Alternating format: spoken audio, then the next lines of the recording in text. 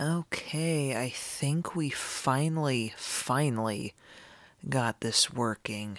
Whew, it's about time. So hello, this is Quill Feather coming to you live for the very first time. What's up, guys? I see a couple of you are on there. What's up?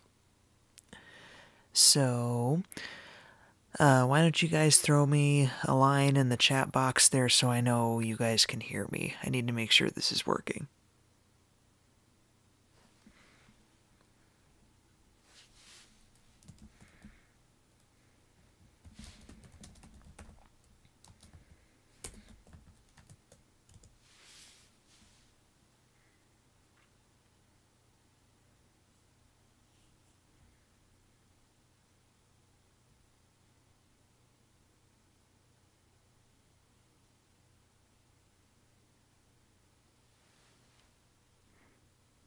Alright, it looks like it was buffering a little bit.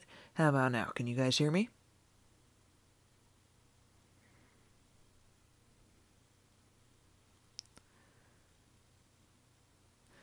Alright, well, I guess we'll just go ahead and get started here. Again, this is Quill Feather, and what I wanted to do was do some live fanfiction readings because I know so many of you are in quarantine right now, and I know it's been kind of weird for me. I haven't been able to self-quarantine or anything like that, simply because, well, you know, I work in a grocery store, as many of you know.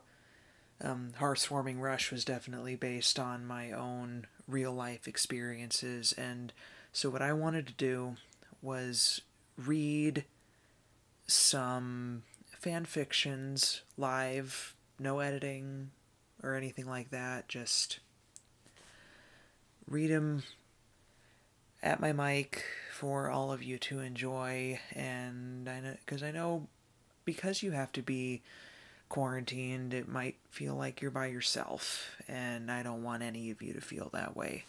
So, the first fic that I'm going to read, just give me a sec here and I'll get it pulled up, is one that I had in my favorites list quite a while ago,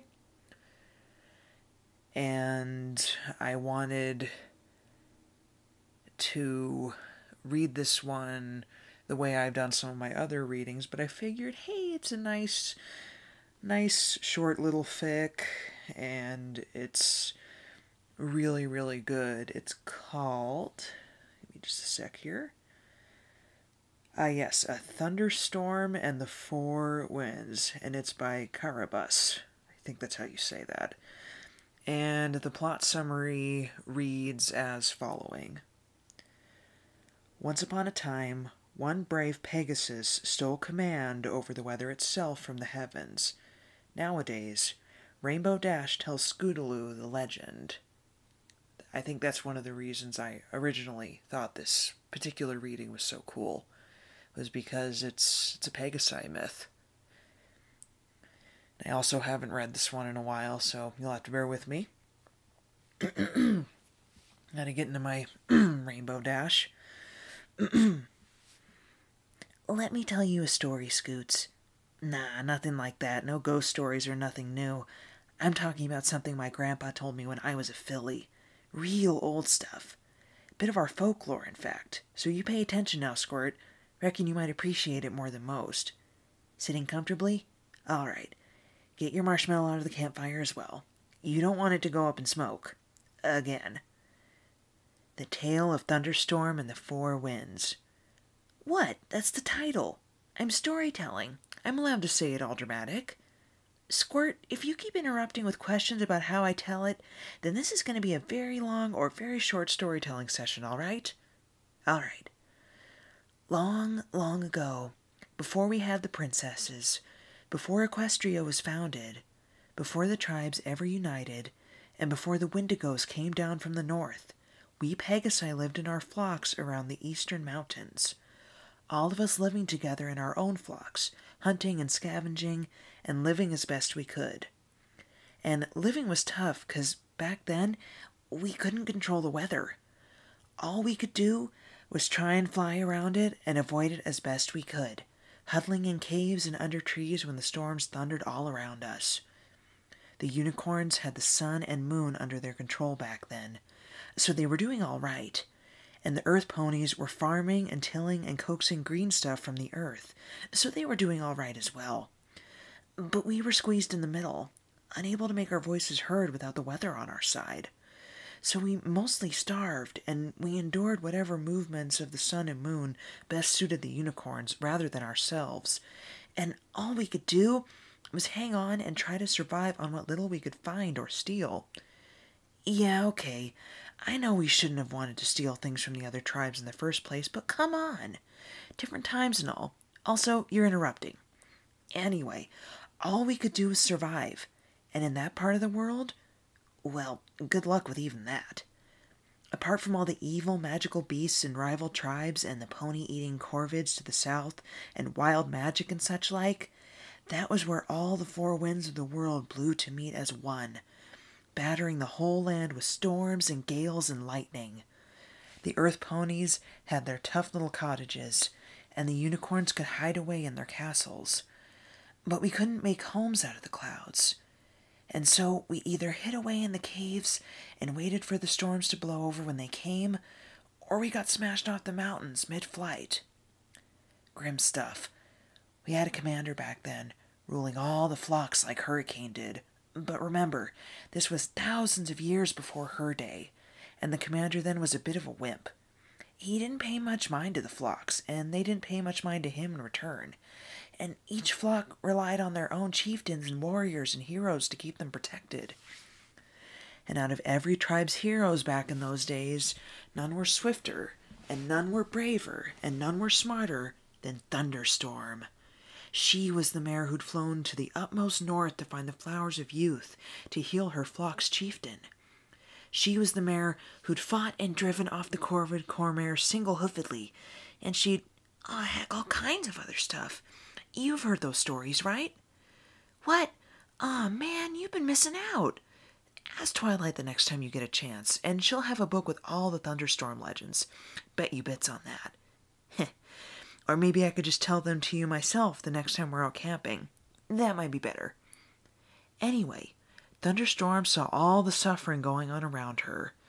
Pegasi getting broken by the storms, or having to flee from them, unable to carve out a place in the world for themselves. And she was only noticing the whole problem now.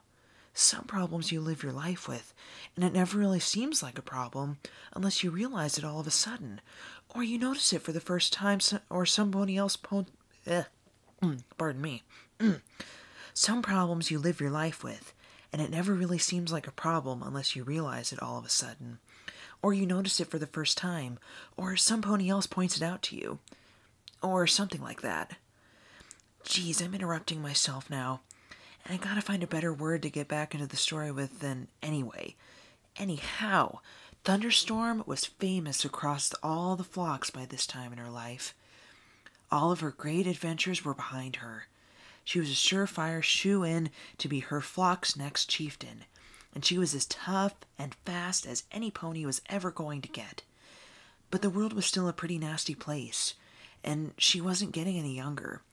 Not after she'd found the last flowers of youth in all the north. She wanted a last great quest, one that would set the world to rights and keep all the Pegasi flocks protected. And she decided she'd take the weather's reins from the world and place it into the hooves of the Pegasi. She knew we'd have to command the sky itself if we were ever to have a happily ever after. So she flew up and sat on top of their home mountain to think to herself, who might already command the skies? Where did power over the weather rest? She didn't know the answer, but she knew who might know, and she decided she'd have to ask the winds themselves. There were 4 different winds blowing from their own distant parts of the world, north, south, west, and east. Each of them might know something, and Thunderstorm decided to meet them all. So she sprung off the mountain and set off. She flew over mile after mile of mountains and snow-covered plains and great white glaciers. She flew for day after day. She flew until the spit froze in her mouth, and even her magical weightless barding shivered, until she met the north wind. The north wind was among the grimmest and surliest of the winds out there. It blew down constantly and relentlessly, mixing its power with the other winds to flood the world in storms, and it cared nothing for the Pegasi or the other pony tribes caught in its work. Thunderstorm saw its huge shape from across an ice field, preparing for its next onslaught. She flew closer, and it growled at her approach like an angry wolf. "Prithee, O wind of the north," Thunderstorm declaimed, "I do beseech thee for thine most something or other aid on behalf of... Wait, shouldn't that have been thy? I can never remember the... maybe I'm making a shaky leggy doesn't add that much to the experience. Yo, North Wind, said Thunderstorm. I want to know how the Pegasi... One plight. All that matters are the storms I must save before I break you. Thunderstorm was no thing. So she sighed, turned around, and flew back the way she came, towards the south wind. She flew back over the ice fields and glaciers until she passed the mountain she'd started from, and she kept flying. She flew over mile after mile of wide glens and river valleys snaking between the mountains, over tangled forests and heather-covered moorland. The corvids that lived here knew better than to tussle with her after she'd punched their cormare's beak off in another of her adventures. And so she kept flying until she reached the coastline. Out there, from across the deep, dark waters, the south wind came blowing, swift and gray like the tips of the waves. But the south wind wasn't keen on talking either.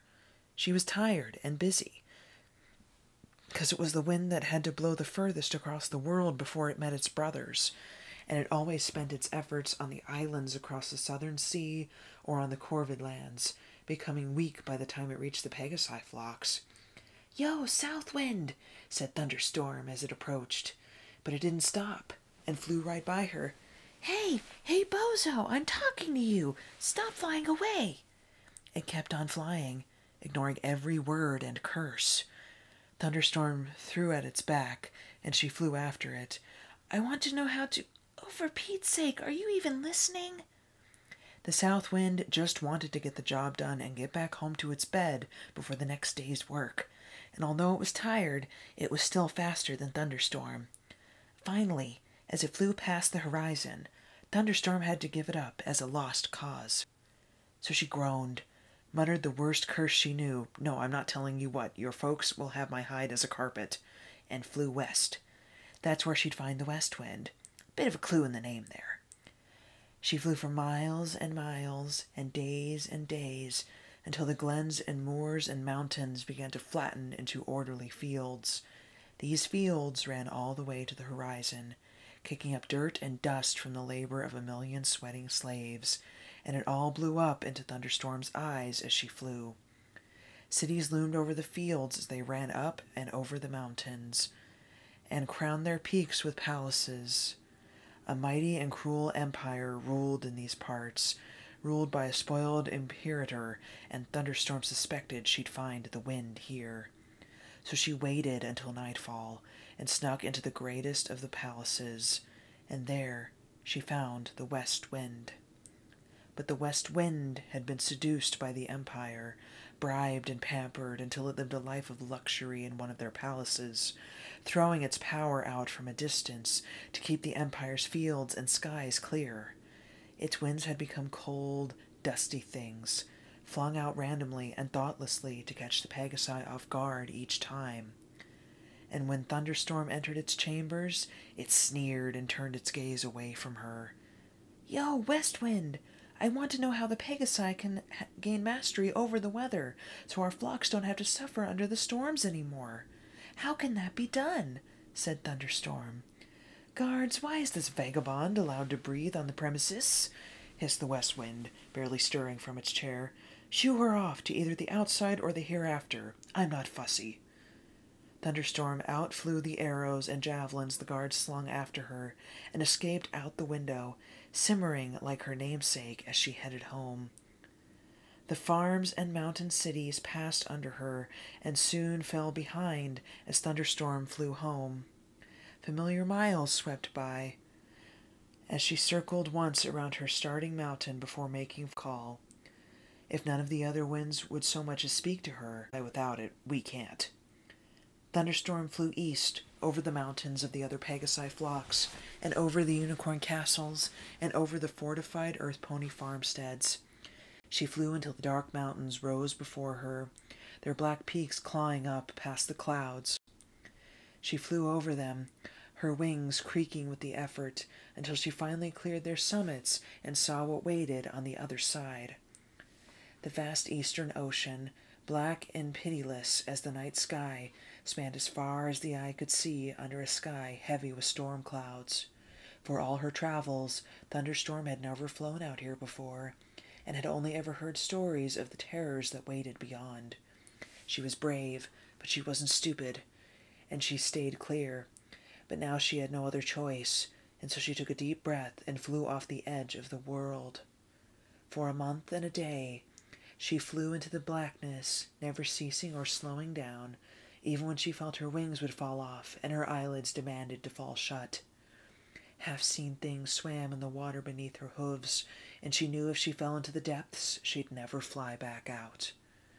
So she flew and flew and flew, and finally, as she drew near a small, rocky island jutting out of the waters, she saw the east wind sitting and waiting. The east wind was old and powerful, and the Pegasi had known and feared it since the dawn of time. It never tired, and the storms it threw westwards were even greater than those sent by its brother, the north wind. But in its long life, it had always watched the Pegasi and other pony tribes struggling to survive, and had come to see them as kin of the world they all shared. It had cajoled the earth into rising up and shielding the land's eastern edge, back in the days when the earth still did that sort of thing. And most of the storms it sent battered harmlessly off the great dark mountains. It sat, and it waited, and it greeted Thunderstorm with a knowing smile. "Yo, East Wind," said Thunderstorm. "The Pegasi are really suffering under the constant storms. I've flown a long way to find out how to master the weather. Any idea how?" Said the East Wind. "Tricky. At least, who you could get it from, but it won't be easy." "That doesn't matter. Tell me," said Thunder. "Powerful, for he holds mastery over us and even yours. He commands us winds with his own mastery, and orders us to blow unceasingly so that the world will always tremble under him. Stealing his power from him won't be easy, but it could be done." "How, if he lives beyond even my flight?" said Thunderstorm. "You must bait him out. Sting him in his pride, and he will come forth to fight you," said the East Wind. "And to sting his pride, you must defeat his servants below the clouds, we four winds, and see us fleeing back up to his stronghold. Then he will descend to have revenge,